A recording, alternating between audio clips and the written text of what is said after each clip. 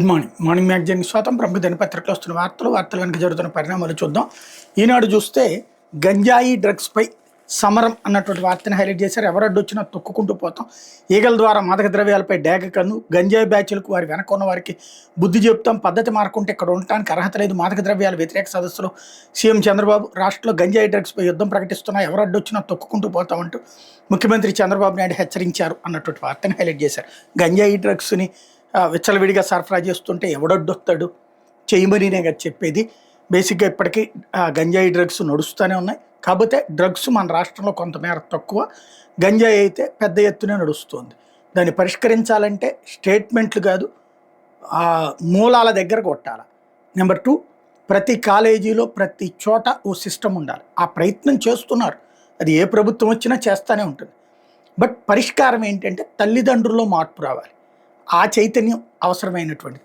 స్టేట్మెంట్ల కంటే కూడా గ్రౌండ్ లెవెల్ మేనేజ్మెంట్ ముఖ్యం. లేకపోతే గ్రామీణ ప్రాంతాల్లోనూ అన్న క్యాంటీన్లు, పట్టణాభివృద్ధి సంస్థల పరిధిలో ఏర్పాటుకు ప్రభుత్వం అనుమతి, నగరాలు పట్టణాల్లో ప్రారంభించిన అన్న క్యాంటీన్లను ప్రభుత్వం ఇప్పుడు గ్రామీణ ప్రాంతాలకు విస్తరిస్తోంది. పట్టణాభివృద్ధి సంస్థల పరిధిలోని కోటబొమ్మాళి, శ్రీకాకుళం జిల్లా దుగ్గిరాల, గుంటూరు, శాంతిపురం, గుడిపల్లి, రామకుప్పం, కుప్పం గ్రామీణం, చిత్తూరు, ఉప్పాడ, కోటపల్లి, కాకినాడలో కొత్తగా 7 క్యాంటీన్ల ఏర్పాటుకు అనుమతిస్తూ గురువారం ఉత్తర్వులు జారీ చేసింది. వీటి నిర్మాణానికి 4.47 కోట్లు ఖర్చు చేయనున్నారు. పురపాలక శాఖ పట్టణాభివృద్ధి సంస్థల నిధుల్లో నుంచి ఏం చేసేందుకు ప్రభుత్వం అనుమతించింది. హైకోర్టు ప్రాంతంలో కుప్పంలో ఇప్పటికే ప్రారంభించిన 2 అన్న క్యాంటీన్లను ఆమోదిస్తున్నట్టు పేర్కొందన్నటువంటి వార్తని హైలైట్ చేశారు. లేకపోతే దేశానికే తలమానికంగా అఖండ గోదావరి, దేశాభివృద్ధిలో పర్యాటక రంగానికి కీలక పాత్ర, ఆంధ్రాలో 7 ప్రాజెక్టులకు 450 కోట్లు, కేంద్ర మంత్రి గజేంద్ర సింగ్ షెకావత్, డబుల్ ఇంజన్ సర్కార్తో అభివృద్ధి, ముఖ్యమంత్రి పవన్ కళ్యాణ్, దేశాభివృద్ధిలో పర్యాటక రంగం కీలక పాత్ర పోషిస్తుందని కేంద్ర సాంస్కృతిక పర్యాటక శాఖ మంత్రి గజేంద్ర సింగ్ షెకావత్ అన్నారు. పర్యాటక అభివృద్ధికి అపార వనరులు ఉన్న ఏపీలో రాష్ట్ర ప్రభుత్వ సహకారంతో ఇప్పటివరకు 7 ప్రాజెక్టులకు 450 కోట్లు నిధులు మంజూరు చేశామన్నారు. రాష్ట్ర పర్యాటక శాఖ మంత్రి కందులు దుర్గేష్ అధ్యక్షతన అఖండ గోదావరి పర్యాటక ప్రాజెక్టుకు రాజమహేంద్రవరంలో గురువారం ఆయన శంకుస్థాపన చేశారన్నటువంటి వార్తని హైలైట్ చేశారు. లేకపోతే వైకాపా హయాంలో పట్టాల పందారం, కార్యకర్తలు, ప్రభుత్వోద్యోగులు పాగా, కార్లు, ఇళ్లు ఉన్న వారికి ఇళ్ల స్థలాలు, అన్నమయ్య, కాకినాడ, పల్నాడు జిల్లాల్లో అత్యధికం, పట్టాలు అందుకున్న వారిలో మైనర్లు కూడా, జిల్లాల వారీగా కొనసాగుతున్న పరిశీలన, వైకాపా పాలనలో ఇంటి పట్టాలు పొందిన వారిలో అనర్హులు గుట్టు అవుతోంది. ప్రభుత్వ ఉద్యోగులు, మైనర్లు, 4 చక్రాల వాహనాలు కలిగిన వారు, నిర్దేశించిన దానికంటే అధికంగా విద్యుత్ బిల్లు, ఇంటి పన్ను చెల్లిస్తున్న వారు అనర్హుల జాబితాలో ఉన్నారు. పేదలకే దక్కాల్సిన ఉచిత పట్టాలను వైకాపా నేతలు తమ అన్యాయాలకు కట్టబెట్టడంలో పోటీ పడ్డారు. రెవెన్యూ సిబ్బంది వీరి ఒత్తిళ్లకు లొంగిపోయారు. కూటమి ప్రభుత్వ పరిశీలనలో అక్రమాలు గుట్టుబీడుతోంది. ప్రాథమిక సమాచారం ప్రకారం ఇంటి పట్టాలు పొందిన వారిలో 50,000 మందికి పై అనర్హులు ఉన్నట్టు ఇప్పటివరకు వీరిలో అత్యధికులు 10,000 మంది అన్నమయ్య జిల్లాలోనే ఉన్నారు. కాకినాడ జిల్లాలో 5,006, పల్నాడులో 2,804, నెల్లూరు జిల్లాలో 2,478 మంది చొప్పున ఉన్నారని గుర్తించారన్నటువంటి వార్తని హైలైట్ చేశారు. అంటే పట్టాలు తీసేసుకుంటారనమాట. ఇక్కడ బేసిక్గా కోటీశ్వర్లు ఎవ్వడు అసలు ఆ ఏరియాలో వాళ్ళు ఇచ్చినా తీసుకోరు, కేవలం మధ్యతరగతి తీసుకుంటారు. మధ్యతరగతి అనర్హులు లెక్కనే వస్తారు. ఆ లెక్కనైతే 60 లక్షల రేషన్ కార్డులు కూడా ఉన్నాయి. తీసేస్తానంటే సమస్య అవుతుంది. ఫస్ట్ అయితే బాగానే ఉంటుంది, ఇది ఇలాగ వార్తలతో కవర్ చేయొచ్చు. కానీ మనం ఇవ్వకపోగా ఇచ్చిన దాన్ని తీసుకుంటామన్నప్పుడు మాత్రం ఖచ్చితంగా వ్యతిరేకత వస్తుంది. ఇస్తామని ఇవ్వకపోతే వచ్చే వ్యతిరేకత కంటే ఇచ్చింది లాక్కుంటే వచ్చే వ్యతిరేకత వేరుగా ఉంటుంది. అది ఆలోచించుకోవాల్సింది. లేకపోతే నేడు పూరి జగన్నాథుని రథయాత్ర, జగన్నాథుని విశ్వప్రసిద్ధ రథయాత్ర ఒడిశాలోని పూరిలో శుక్రవారం నిర్వహించబోతున్నారు. ఈ వేడుకలో 12 లక్షల మందికి పైగా భక్తులు పాల్గొంటారన్న అంచనాతో అధికార యంత్రాంగం విస్తృత ఏర్పాటు చేసింది.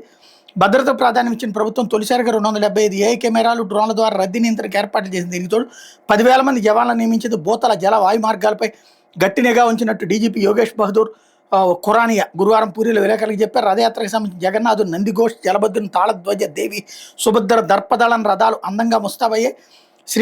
క్షేత్రంలోని గర్భగుడిలో భక్తులకు నేత్రపరం చేసి 3 మూర్తుల్ని పెంచిన తల్లి గుండిచాదేవి ఆలయానికి చేరుకోవడం ఆనవాయితీ. భారతదేశంలో ప్రముఖ పుణ్యక్షేత్రాల రథయాత్రలో ఉత్సవ విగ్రహాలను ఊరేస్తారు. పూరిలో దీనికి భిన్నంగా మూలధార విగ్రహాలని రథాలపై ఉంచి యాత్ర నిర్వహించడం విశేషం. ఈ వేడుకను దృష్టిలో పెట్టుకుని ఈస్ట్ కోస్ట్ రైల్వే యంత్రాంగం ప్రత్యేక రైలు నడిపిస్తోంది అన్నటువంటి వార్తని హైలైట్ చేశారు.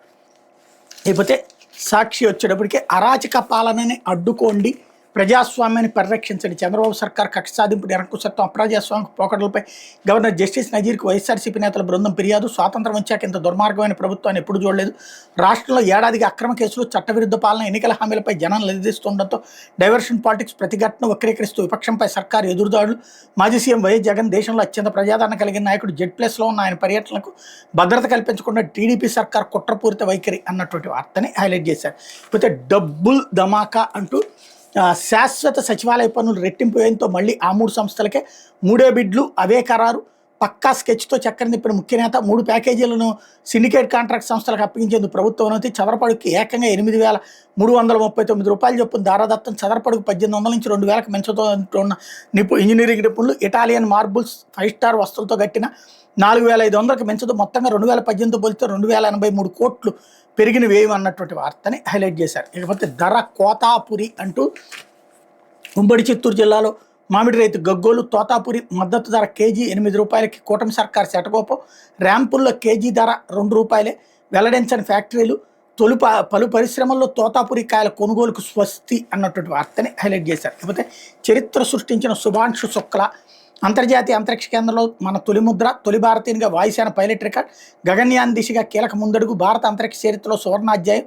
28 గంటల అనంతరం INSతో యాక్సియం 4 అనుసంధానం అన్నటువంటి వార్తని హైలైట్ చేశారు. లేకపోతే హైకోర్టులో విచారణ జరుగుతున్న రాజ్యాంగాన్ని ఉల్లంఘించి అప్పుల. టీడీపీ కూటమి సర్కార్పై మాజీ సీఎం వైఎస్ జగన్ ధ్వజం. 9,000 కోట్ల అప్పు కోసం 1.91 లక్షల కోట్ల కనీస సంపద తాకట్టు పెడతారు. ప్రభుత్వానికి ఆర్థిక క్రమశిక్షణ లేకపోవడం రాజ్యాంగ ఉల్లంఘనలకు ఇదే తార్కాణం. మా హయాంలో 5 ఏళ్లలో చేసిన అప్పుల్లో సగం అప్పులు ఈ ప్రభుత్వం ఒక్క ఏడాదిలోనే చేసింది. కేంద్ర ఆర్థిక మంత్రి నిర్మలా సీతారామన్ జాతీయ మీడియా సంస్థలను ట్యాగ్ చేసిన వైఎస్ జగన్ అన్నటువంటి వార్తని హైలైట్ చేశారు. హైకోర్టులో విచారణ జరుగుతున్నప్పటికీ టీడీపీ కూటమి సర్కార్ రాజ్యాంగాన్ని యథేచ్ఛగా ఉల్లంఘిస్తూ బుధవారం ఏపీఎండీసీ ద్వారా NCD నాన్ కన్వర్టబుల్ డిబెంచర్స్ బాండ్లు జారీ చేయించి 9.30%, 9.30% వడ్డీకి 5,526 కోట్లు అప్పు చేసిందని ఎక్స్ వేదికగా వైఎస్ఆర్సీపీ అధ్యక్షుడు మాజీ ముఖ్యమంత్రి వైఎస్ జగన్మోహన్ రెడ్డి ధ్వజమెత్తారు. రాష్ట్ర ప్రభుత్వానికి ఆర్థిక క్రమశిక్షణ లేకపోవడం రాజ్యాంగాన్ని యథేచ్ఛగా ఉల్లంఘిస్తోందనేందుకు ఇదే తార్కాణం అన్నారు. వైఎస్ఆర్సీపీ హయాంలో 5 ఏళ్లలో చేసిన అప్పుల్లో సగం అప్పులను టీడీపీ కూటమి ప్రభుత్వం ఒక్క ఏడాదిలో చేసిందన్నారు. ఈ మేరకు ఎక్స్లో కేంద్ర ఆర్థిక శాఖ మంత్రి నిర్మలా సీతారామన్ జాతీయ మీడియా సంస్థలను ట్యాగ్ చేస్తూ వైఎస్ జగన్ గురువారం తన ఖాతాలో పోస్ట్ చేశారు. ఆంధ్రప్రదేశ్ ప్రభుత్వ ఆర్థిక క్రమశిక్షణ రాహిత్యానికి రాజ్యాంగాన్ని యథేచ్ఛగా ఉల్లంఘిస్తోందనేందుకు ఇది మరో తార్కాణం. 2025 జూన్ 25న NCD బాండ్లు జారీ చేయడం ద్వారా ఏపీఎండీసీ రెండో దశలో 9.30% వడ్డీతో 5,526 కోట్ల మేర అప్పులు చేసింది. దీంతో NCD బాండ్ల ద్వారా చేసిన అప్పు 9,000 కోట్లకు చేరుకుంది. ఈ అంశంపై హైకోర్టులో విచారణ జరుగుతుంది. దీనిపై ప్రభుత్వానికి ఏపీఎండీసీకి నోటీసులు జారీ చేసినప్పటికీ రెండో దఫా అప్పులు చేశారు. రెవెన్యూ కోసం రాష్ట్ర ప్రభుత్వం యథేచ్ఛగా అప్పులు చేస్తున్నట్టు స్పష్టంగా తెలుస్తోంది. రాజ్యాంగ నిబంధనలు తొంగలు తొక్కి RBIలో రాష్ట్ర కన్సాలిడేటెడ్ ఫండ్ ఖాతాపై NCD బాండ్లు కొనుగోలు చేసిన ప్రైవేట్ వ్యక్తులకి టీడీపీ కూటమి ప్రభుత్వం ఆజిమాయిషీ కల్పించింది. తద్వారా రాష్ట్ర ప్రభుత్వ అధికారులను సంప్రదించకుండా ఖజానా నుంచి నేరుగా నిధులు డ్రా చేసుకునే అధికారం ప్రైవేట్ వ్యక్తులకు కల్పించింది. ఇది భారత రాజ్యాంగంలో 203, 204, 293 సబ్సెక్షన్ 1 ఆర్టికల్ని ఉల్లంఘించడమే అంతేకాదు NCD బాండ్లు కొనుగోలు చేసిన ప్రైవేటు వ్యక్తులు కనివిని ఎరుగని విధంగా 191,000 కోట్ల విలువైన ప్రభుత్వ ఆస్తి అయిన కనీస సంపదను అదనపు భద్రతగా తనఖా పెట్టింది.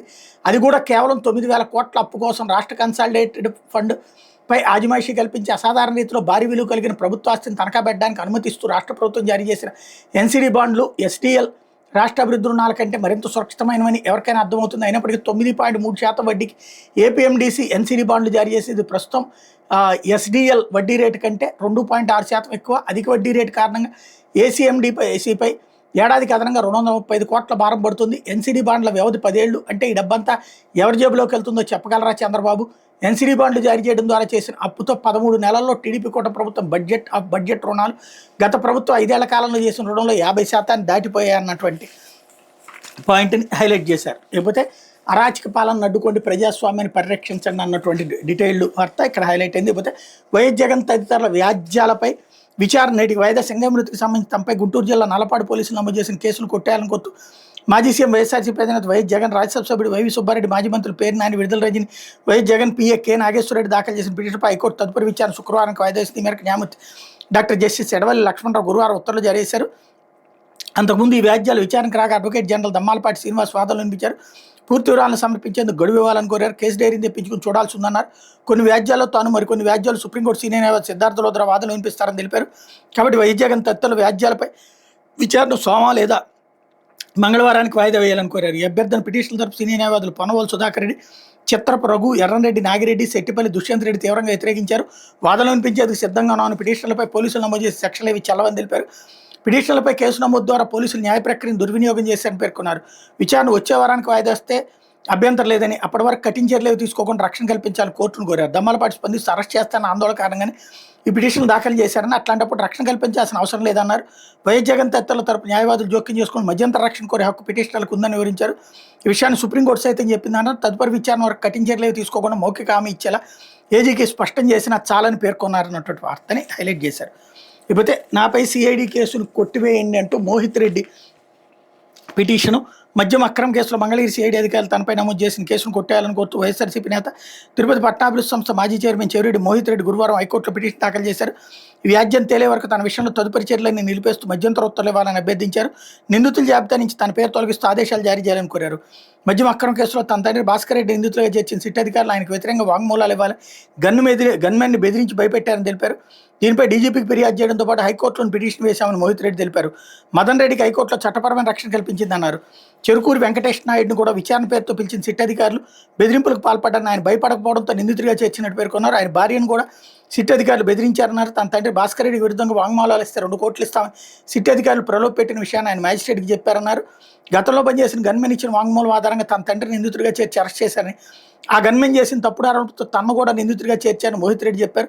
నోటీసులు జారీ చేసి తనకు వ్యతిరేకంగా తన్నే సాక్ష్యం ఇవ్వాలంటున్నారని, ఇది చట్టవిరుద్ధమని తెలిపారన్నటువంటి వార్తని హైలైట్ చేశారు. లేకపోతే ఆంధ్రజ్యోతి లిక్కర్ నిందితులకి నార్కో టెస్ట్, అన్నీ తెలిసి నోరు వెప్పని బాసులు, వారితో నిజాలు చెప్పించేందుకు నార్కో పరీక్షలు చేసే ఆలోచన, కోర్టులో పిటిషన్ వేయనున్న సిట్, కోర్టు అనుమతిస్తే 5గురికి నిర్వహణ, రాజకేశ్ రెడ్డి, ధనుంజయ రెడ్డి, కృష్ణమోహన్ రెడ్డి, గోవిందప్ప, చెవిరెడ్డికి లై డిటెక్టర్ పరీక్ష చేసే అవకాశం అన్నటువంటి వార్తని హైలైట్ చేశారు.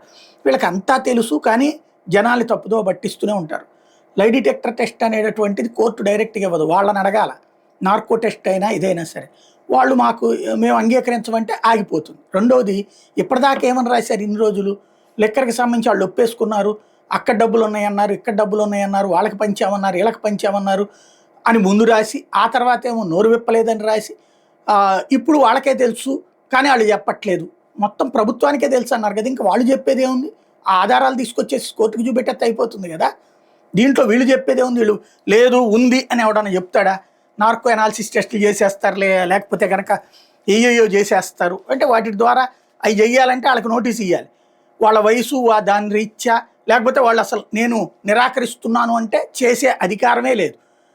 కాబట్టి ఇక్కడ లెక్కర విషయంలో అడుగు ముందుకే వేయలేక, జగన్ని ఏమీ చేయలేక ఇప్పుడు దీంట్లో కథల్ని మార్చుకొస్తున్నటువంటి పరిస్థితి. లేకపోతే గంజాయి డ్రగ్స్పై ఇక యుద్ధమే. ఇంతకుముందు దోమల మీద దండయాత్ర జరిగింది, ఇప్పుడు గంజాయి డ్రగ్స్ మీద యుద్ధం చేస్తారు. దోమలు సావవు, ఈ గంజాయి డ్రగ్స్ స్మగ్లర్లు సావరు. ఆ దరిద్రుల్ని పట్టుకోవాలంటే ప్రభుత్వం చేయాల్సిన పని ప్రజలు గంజాయి వాడకుండా, డ్రగ్స్ వాడకుండా తిరుగుబాటు చేసేలా చేయాలి. ప్రజలే తిరుగుబాటు చేసేలా చేయాలి. ఎక్కడికక్కడ ప్రజలే అక్కడ పండిస్తున్న చోట తిరుగుబాటు చేసేలా చేయాలి. అది చేయాలంటే చాలా పెద్ద కసరత్తు ఉంటుంది.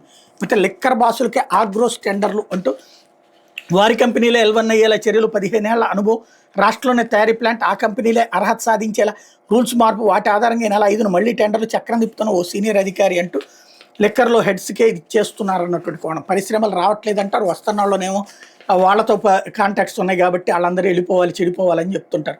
వీళ్ళు మళ్ళీ జర్నలిజం అని చెప్తుంటారు, నీతులు చెప్తూ ఉంటుంటారు. లేకపోతే గుంటూరు కోర్టులో PSRకి ఎదురు దెబ్బ, రఘురామ టార్చర్ కేసులో ముందస్తు బెయిల్ పిటిషన్ కొట్టివేత, మాజీ ఎంపీ ప్రస్తుత అసెంబ్లీ డిప్యూటీ స్పీకర్ రఘురామకృష్ణరాజును సిఐడి కస్టడీలో చిత్రహింసలకు గురి చేసిన కేసులో నిందితులైన సీనియర్ IPS అధికారి PSR ఆంజనేయులకు గుంటూరు కోర్టులో ఎదురు దెబ్బ తగిలింది. ముందస్తు బెయిల్ కోసం ఆయన దాఖలు చేసుకున్న పిటిషన్ గుంటూరు 2వ అదనపు జిల్లా జడ్జి కోర్టు కొట్టేసింది. రఘురామన్ చిత్రహింసలకు గురి చేసిన సభలో అప్పటి సిఐడి DIG మెకావత్ సునీల్ కుమార్ నాయక్ కూడా అక్కడ ఉన్నట్టు పోలీసు దర్యాప్తులో తెలియదు. దీంతో ఆయన పేరుని CD ఫైల్లో చేర్చారు. సునీల్ నాయక్ని జగన్ ప్రభుత్వం ఒడిశా నుంచి డిప్యుటేషన్పై రాష్ట్రానికి తీసుకొచ్చి సిఐడి DIGగా నియమించింది. డిప్యుటేషన్ పూర్తయ్యాక ఆయన అక్కడికి వెళ్ళిపోయారు. రఘురామ్ టార్చర్లో తన పాత్ర ఉందని పోలీసులు గుర్తించడంతో ఆయన ఒడిశా హైకోర్టులో పిటిషన్ దాఖలు చేసి గత నెల 9న ప్రొటెక్షన్ ఆర్డర్ తీసుకున్నారు. ఈ కేసులో సునీల్ నాయక్ పాత్ర ఉందని ఆయన విచారించాల్సిన అవసరం ఉందని, అందువల్ల ప్రొటెక్షన్ ఆర్డర్ను రద్దు చేయాలని దర్యాప్తు అధికారి ప్రకాశం జిల్లా SP AR దామోదర్ ఇప్పటికే ఆ హైకోర్టులో పిటిషన్ వేశారు. మరోవైపు ముందస్తు బెయిల్ కోసం PSR గుంటూరు కోర్టును ఆశ్రయించారు. ఇరుపక్షాల వాదనలు విన్న అనంతరం న్యాయాధికారి గురువారం PSR ముందస్తు బెయిల్ పిటిషన్ కొట్టేస్తూ ఆదేశాలు ఇచ్చారు. APPSC గ్రూప్ 1 మెయిన్స్ పరీక్ష మూల్యాంకన అక్రమాలకు పాల్పడడంతో పాటు నిధులు దుర్వినియోగం చేసిన ఆరోపణలతో నమోదైన కేసులో ఆంజనేయులకు మధ్యంతర బెయిల్ని హైకోర్టు మరో 2 నెలలు పొడిగించింది.